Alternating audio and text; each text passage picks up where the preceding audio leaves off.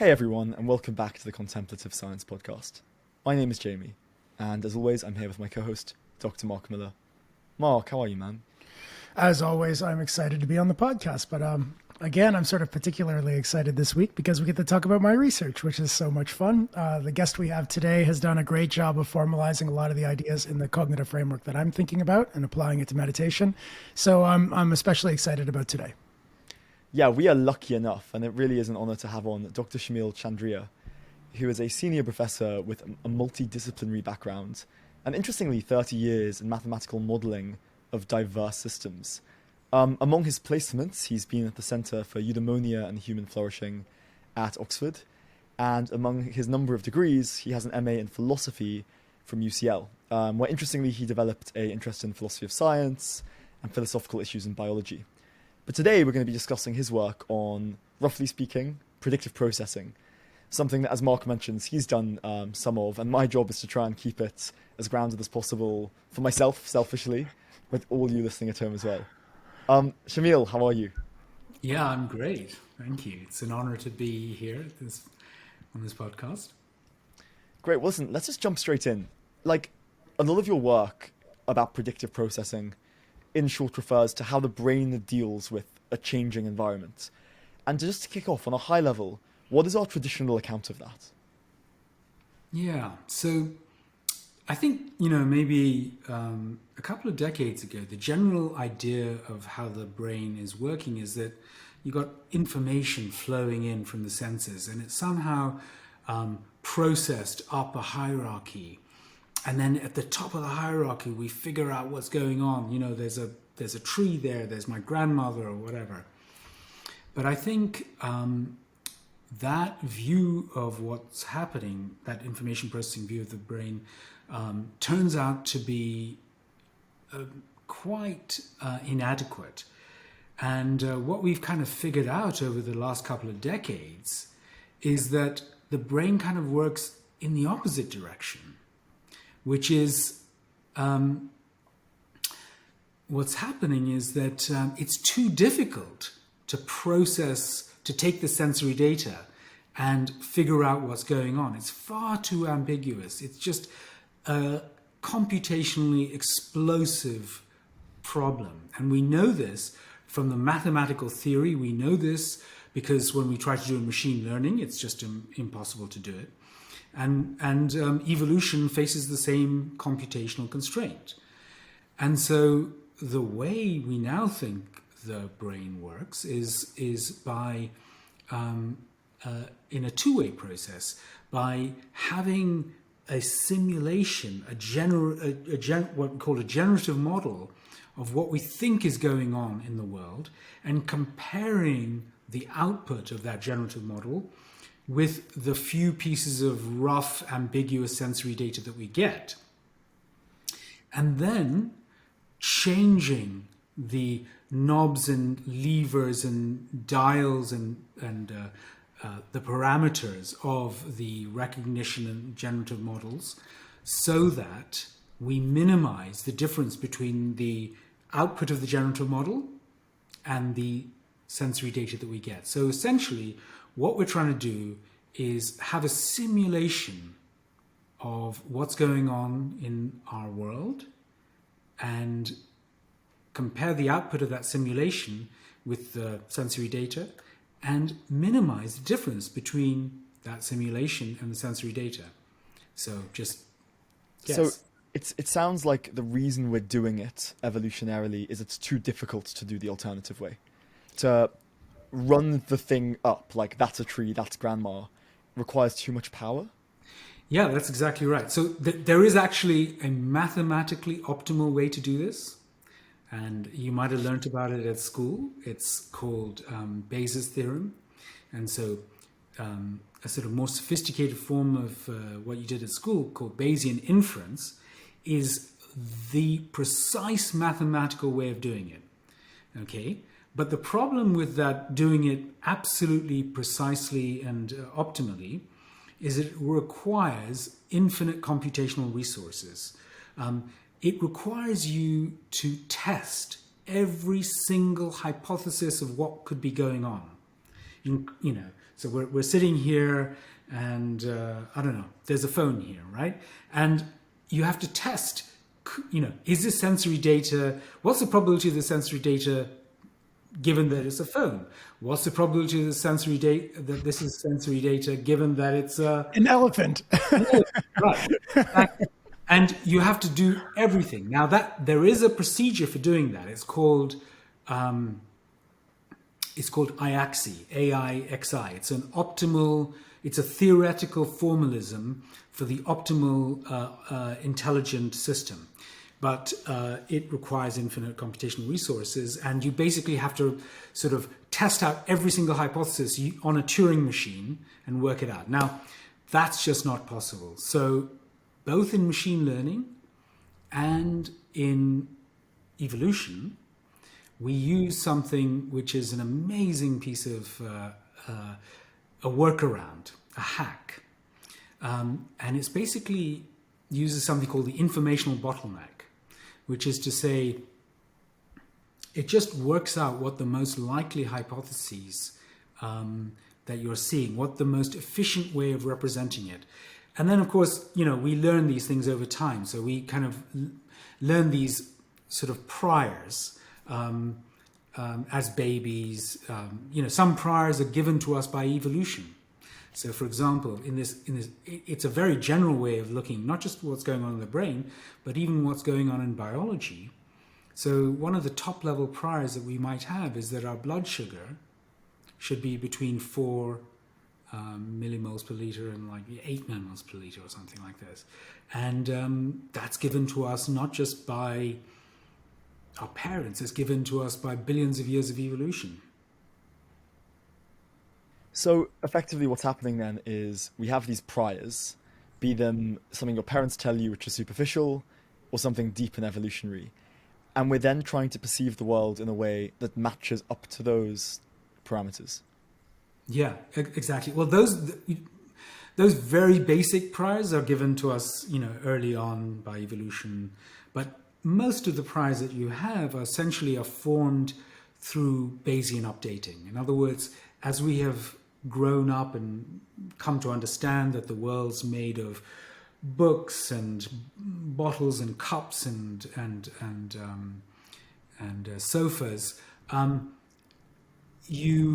those are the objects that we expect to see in our world. And so we kind of prior is kind of like a summary of a good summary of what I expect to see given this Bayesian inference that I've been carrying out since birth. So how do we know that because you're talking about updating, right? So updating implies there's a model that we start with and then we get information that doesn't fit that model. How do we experience that? Do we experience that as a pleasure or a pain? Right. Okay. So that's really great, actually, because in a sense, the big picture. Why are we doing all this? Why are we trying to minimize? Why are we trying to do this? Is we're trying to essentially have some sort of homeostatic control, because if we didn't live in the world that we expect to live in other words, where our blood sugar is between 4 and 8, and when we have a certain amount of water in our bodies, we would die. And so we are trying to have some sort of homeostatic balance, or more generally in biology, allostatic, depending on circumstances, there's a certain optimal view. Now, every time there's a deviation from what I expect to see, which is my prior, the homeostatic value, my blood sugar should be between 4 and 8. If there's a deviation from that, there will be a prediction error. And that prediction error will drive action, for example. I'll go and get some food or something like that.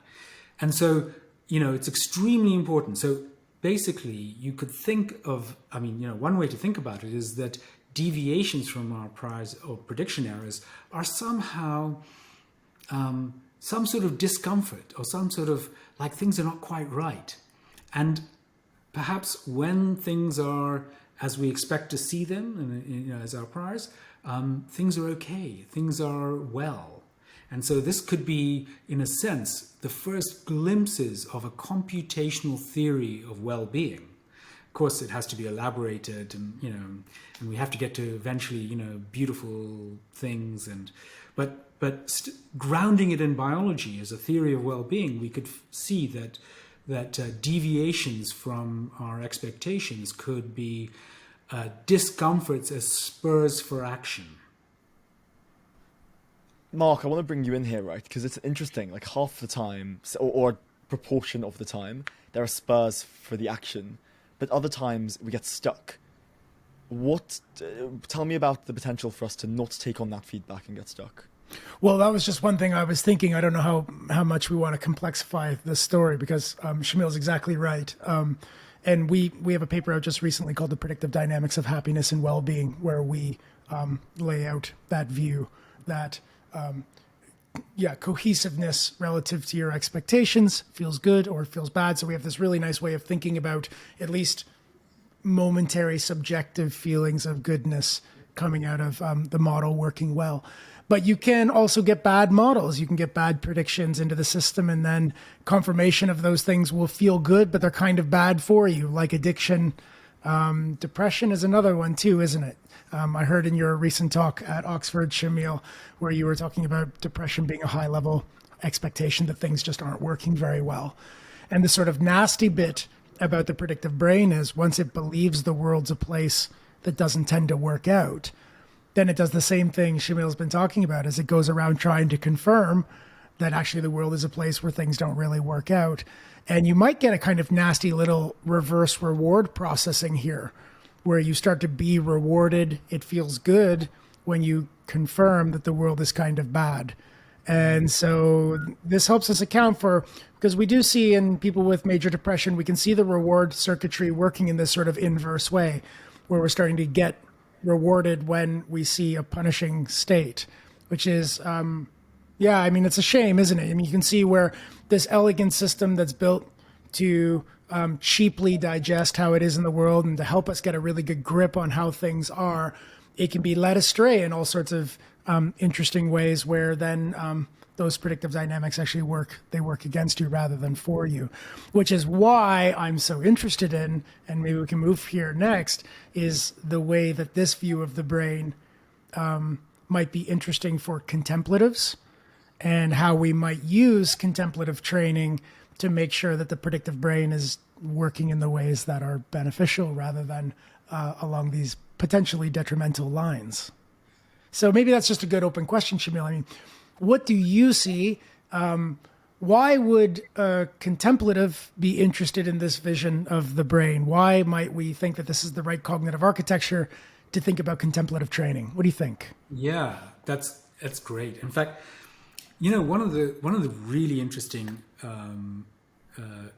ideas and contrasts between traditional philosophical views and those views coming out of contemplative traditions, often from Asia, is that those contemplative traditions in Buddhism and Vedanta and Zen and even maybe Taoism,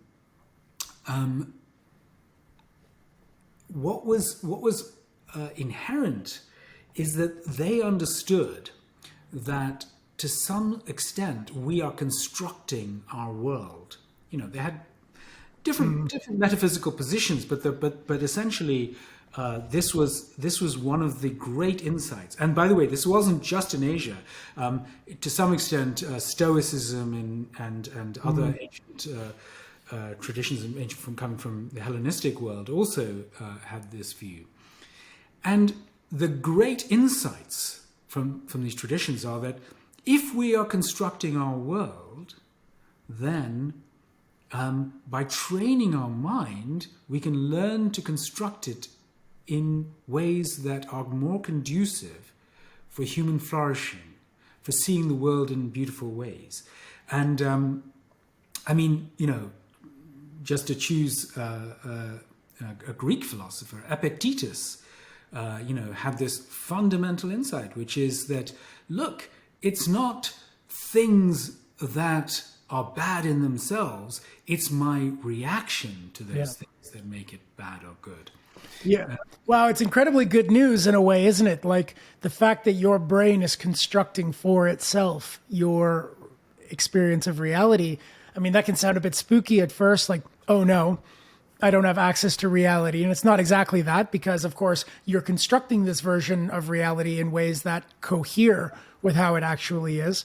But what a liberating insight that this cognitive science framework can bring, which is if you're living in a world that you're not happy with, if there are things that are really challenging, there might be things you can change on this side, on the agent side, that can have a real impact on the world you're living in. If you can't, maybe you might think you can't change the world, but you can change yourself. And that dictum suddenly makes a lot of sense from this framework, doesn't it? Right, exactly. I mean, in a sense, you could see the kind of Buddha's Four Noble Truths about the way out of suffering as essentially seeing that, to some extent, we create we create the suffering that we have. There are ways of seeing the world in which somehow we lessen the resistance to things in the world, and so we don't fight them and we don't create the suffering. So I mean, and to follow up with your question, like meditation itself is essentially mindfulness training, for example, is getting to grips with the way we construct the world, just learning that. I mean, I think mostly we go around the world and we have this very naive view that we are seeing tables and chairs and people, the actual tables and chairs and people. We don't have this idea that what we are experiencing is a construction of a table and a chair and people. And so when I see somebody, with a slightly quizzical expression on their face, I interpret that they're somehow dissing me. I could also interpret that as that, oh, look, they're kind of curious in the way I'm thinking. When we come to realize that all of these things, tables, chairs, and people's expressions are, in a sense, constructions, then that's the beginning of the journey where we can start to reconstruct. So you couldn't even possibly reconstruct if you think that you're seeing a veridical chair, a veridical expression, and this I think is very important. So so if you're not clear that things are being constructed from the mind, from the inside out, then you take them as real, inherently reified, unwaveringly real. And for chairs and tables, maybe that's not hitting the audience for why that would matter. But let's think about things like jealousy, where you see the world through a jealous lens, means you see your partner as inherently unreliable. You see other people around your partner as inherently devious. And that could be true or not. I mean, that can be just your own lens. I think we've had a lot of experience with that probably, where you maybe through years of therapy or through meditation, you suddenly realize, wait. My lens of jealousy does not necessarily track reality. It's my jealousy lens, and that's huge. So knowing a chair is just constructed is one thing, but knowing that your own emotional reactions to the world are also constructed and constructing. Think about how much that frees you up, because now you realize, no, wait. This jealousy perception I'm having might not be out there, but rather it's part of my own frame. And if I know it's part of my own frame, you are liberated to make some other choices potentially. Like you might say to your partner, hey, I just got triggered. My jealousy lens just turned on. Can we talk about that? Am I tracking reality? Is this just my bag? And I say sometimes, like, that's why it's good to have meditation friends, because they're the kinds of people who they talk like that rather than saying, look, it is the case. Yeah, nice. That's a great example. I love that. That's a really great example. And, just to kind of work with that example, like there is this, so there is, once we realize that these, for example, emotions are not real, and the sort of technical philosophical jargon we might use is reification for something that is considered. Once we dereify our thoughts and emotions and see them as, and this is a bit of Buddhist jargon, see them as empty, lacking inherent existence in themselves. They're sort of mental construction. They're not. They're empty of inherent existence. Once we see that,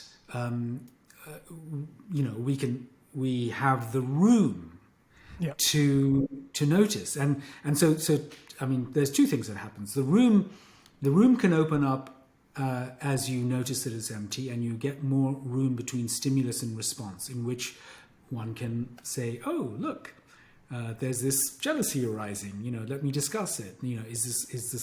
Has this got any basis?" But also, at a deeper level, as we start to notice the emptiness of phenomena, of emotions, as they become dereified, they actually start to lose their grip, their stickiness, their Velcro ability to drive craving and aversion. I don't want this. I really want this. When you kind of see its construction, you notice that I kind of want this, but the drive towards it or the drive away from it is slightly modulated, and that is the beginnings of a freedom. Yeah, I love that. That really, really help alleviate suffering. I have two questions, Jamie, before I let you jump back in. One, I'd like to know, does this cognitive framework, predictive processing, tell you anything about how we dereify in practice? That's one thing. So what are we actually doing to starting to break down some of this like sticky conceptualization that's got us all wrapped up and fretting? That's the first question. And then the second thing I'd like to come back to is this building back up, because I think that's something that's still overlooked a lot in the literature. I loved hearing you talk about it. It's something that I feel very passionate about as well. We talk a lot about the deconstructing aspect. And if you're looking to non-dual teachers around the world, you get a lot of the deconstructing flow. But actually, without the reconstructing bit, I think we're leading people in a potentially problematic direction, because they just keep dissolving. They keep seeing, oh my God, chairs aren't chairs, it's just data. And then they get stranded in a weird empty place where now the world isn't the way you thought it was going to be, without the second turning of the wheel, which is building yourself back up in beautiful ways, like you say. And I'd love to go there next. So one, can we say anything from the framework about how we break down our conceptualization? And then let's talk about building it back up again. Right. Yeah, beautiful. So traditionally, there are a couple of practices that help with this process of deconstruction, seeing the emptiness. Normally, to start with, what you kind of need to do is quieten the mind a little bit. Traditions often describe the beginner mind as a kind of as a monkey mind. We jump from thing to thing, and there's lots of stuff going on, and it's very difficult to start working with the mind. So often calming practices just gently turn the volume of appearances within consciousness down so we can start to work with them. And when we do that, we can start to notice thoughts or emotions or body sensations. And, I might, for example, have a pain in my knee that I'm attending to. And as I attend to them, I can notice that what I took as just a concept, a pain in my knee, can be broken down. Actually, it's not just a concept. It's kind of reverberating. It's loads of pins and needles. It's kind of shifting from place to place. It's impermanent. And as you start to deconstruct it, you notice that those fine-grade sensations aren't in themselves that they're body sensations, but the concept that this is a pain is a kind of a constructed process, and that these fine-grained sensations are just sensations, and that associated with that concept of the pain was, I don't want this. But as we start to tune into the fine-grained sensations, we notice that you can separate out the I don't want this from the sensations. And so we can slowly deconstruct. There's actually, from an information theoretic perspective, from an information processing point of view, this is actually how neural networks construct concepts of things like pain through lower level sensory details. And so I think, what we're doing in this deconstruction process is going closer to unfabricating concepts into their constituent parts in many ways. And what happens is that the stickiness of the concepts gets diluted. They're still there, but we are seeing things at a more fine-grained level of reality, and eventually we can come to see that the entire field of phenomena are just these passing show of fine-grained sensory appearances, and then perhaps we might notice that this is all happening within a sort of arena of awareness, and that itself appears to be some sort of a backdrop in which, and that itself may just be a stage, but that can itself offer a great deal of liberation, because suddenly, we've just been observing clouds in the sky and movement and lightning and thunder, and suddenly we become aware of the whole sky in which this is happening. And whatever the weather that's going on, whether it's stormy or windy, the sky is unaffected.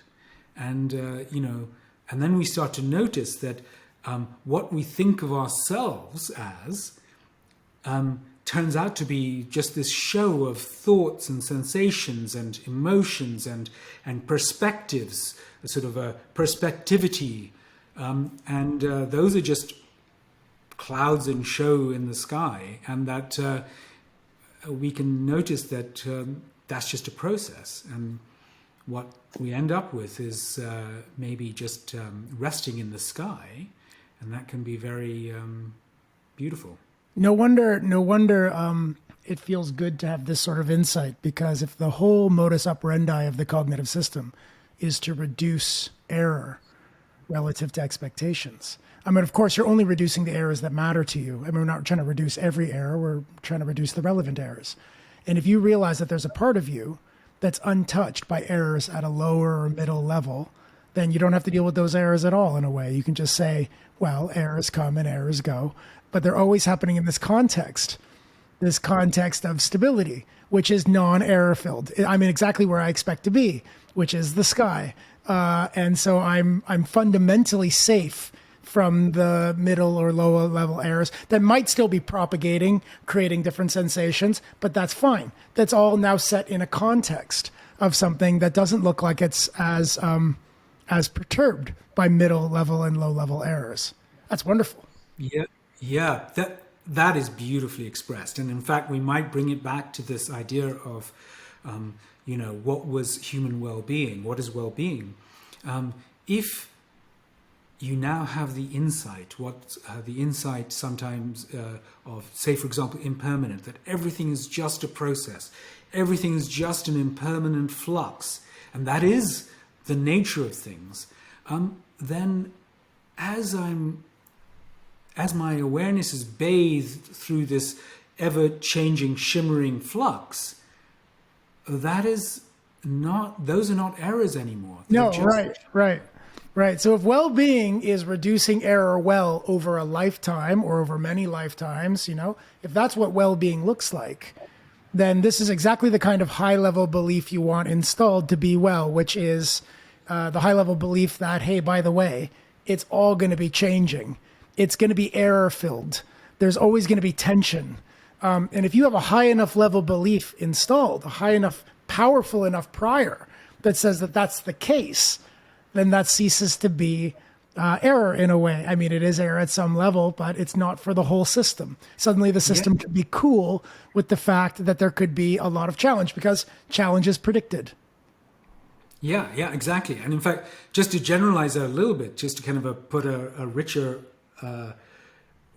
flavor of top-level priors, in early Buddhism, they kind of had 3 insights, but let's call them priors. Yeah, nice. One was that things are impermanent. There will be this constant change and flux. What we conceive of as objects are actually just processes over longer periods of time. And the second insight, prior, mark of existence, is that was this idea of that what we think of as the processes that constitute ourselves. We think of ourselves as real things, as reified, but actually we're just made of these kind of thoughts and sensations and perspectives, and they're just another flow that we call ourselves. And when we see that, we are not caught up by this sort of sense of self, and so we can see that's not us. And the third was that that suffering or error, discomfort is a part of life, and that is that this error is absolutely part of life. And in fact, that's a brilliant way of conceiving the first noble truth. Yeah, there is error. Welcome to the realm of error. No matter what you predict, there will be discrepancy. Get used to it.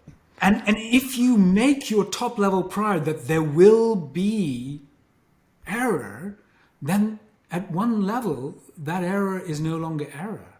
Yeah. It's just noise in the system that is predicted. And so that's an alleviation. You suddenly come out into well-being, because now you don't have error that's not predicted.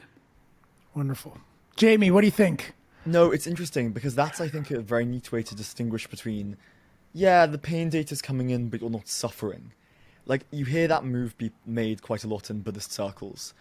And I like the idea of, it's not that there's not error, there's not pain. It's just that when you have a lens of, I'm expecting X amount of error, it's difficult to be disappointed. And that's sort of a very, very nice way of framing it. It makes me wonder, how practically can we get good at expecting more error than we currently expect? You know what, though, Jamie? So let's talk about that too. But the other practical question I'd like to hear is, now that we've talked about dissolving or seeing concepts, what is it to build back up a good predictive hierarchy? I mean, what's the practical take-home message there? Now that we've talked about breaking it down, what do we do to build back up in a beautiful way? Yeah, that's great. So I think that, as you say, traditionally in contemplative systems, the first part is to dissolve things to the ground, or to the groundless ground, or to the absolute, or to nothingness, or whatever language one wants to use, to see that everything's a construction. But you can't live from there. That might be like amazing. Okay, you could be in a beautiful, deep, meditative absorption state of pure nothingness, pure light, minimal phenomenal experience, as Thomas Metzinger has coined it. But you can't live from there. And so we have to come back and as we reconstruct the world, if we reconstruct the same prior and the same hierarchy, we're back in the suffering. So what we have to do, along the way, we get these insights. We talked about the 3 marks of existence, the 3 characteristics, and those insights are, for example, traditional insights that can allow us to see the world in new and beautiful ways, in ways in which we're not flooded by errors that are not predicted, or the sense that the errors are predicted and therefore are not inherently suffering-making. But actually, the landscape of priors that is possible is enormous. The state, to put it in computational terms, the state space that we can live within is just this enormous conceptual landscape, this massive weight matrix of neural network weights of the high-level priors. We can construct our world in many ways. Now, some of those priors will tend to be stable and some will not. And we talked about the depressed person's prior being kind of self-reinforcing. If I conceive of the world in a way that I'm a useless person, the world's an awful place, everything goes wrong. And then I look at the world with that lens and I basically say, what is the probability that the sensory data that I get is, given that I have this hypothesis, what's the probability that this is, this conforms? And guess what? You find that the world turns out, you just pick up all this negative stuff. The world turns out to be awful. You see everything that goes wrong, and that's correct. But if, on the other hand, you have this optimistic, beautiful worldview that the world's an amazing place, it's an absolute gift and a miracle, and it's just this absolutely beautiful passing show, and you look at the world through that lens, guess what? You're going to live in a sacred world. You're going to live in this ecstatic, beautiful place. So, I often give this. So, one of the most spectacular lenses which people can come to live is a lens that I call Amor Fati. That comes from Nietzsche, but it originally goes back to Epictetus and Marcus Aurelius. And in a sense, I will say, is really the lens that Dzogchen, the great perfection, is coming from. And that is the lens that Amor Fati is like, I love whatever is going to happen, whatever my fate is. And you have this, you see the world and you say, look, the world is absolutely amazing. It's perfect. Everything that is happening, I want it to happen.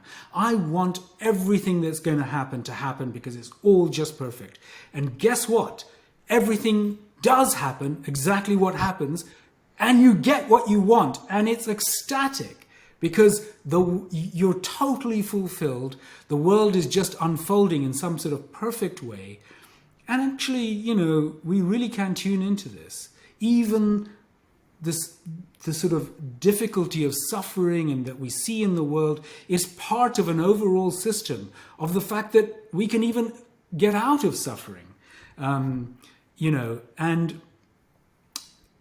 a forest you're going to have a beautiful flourishing forest, and part of that almost entails that there will be some trees that will be more shaded by other trees that are trying to grow, and that way species burgeon, and so there is this Amor Fati lens, and it is exquisite to live within these lenses.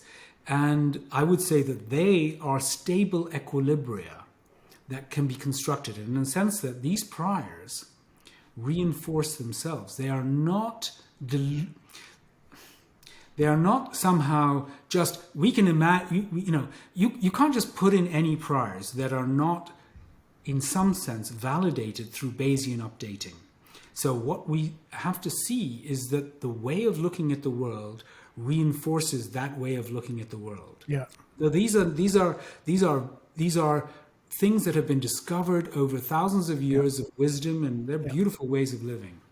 We've got to get you back on again because we're coming near to the end, but I feel like right now we're just coming up against maybe one of the reasons why religion has been so useful for us, because I guess religions potentially they convey some of these high-level priors that when installed are self-fueling in beautiful ways. Like we've learned over thousands of years what kind of priors, when installed, help us manage the volatility of our environment in ways that make our lives beautiful. And I think we're right up against that right now. So it would be great to have you back again and just start there and say, okay, now what are those priors? Let's think through some of the big religions. Let's think through some of the big spiritual movements and see what it is that they're installing. And also, I just can't wait to get off air and have a meeting one-on-one so that we can chat about our various overlapping interests here. It's great. All right, great. Well, I'd welcome coming back on and discussing some of this stuff again. Shamil, thank you, mate. That was awesome and a very, very, very elegant explanation of the back end, if you like, of the front end of why spiritual practices work the way they do. That was the Contemplative Science Podcast. Thank you so much for listening wherever you are in the world. And as always, we'll see you next week.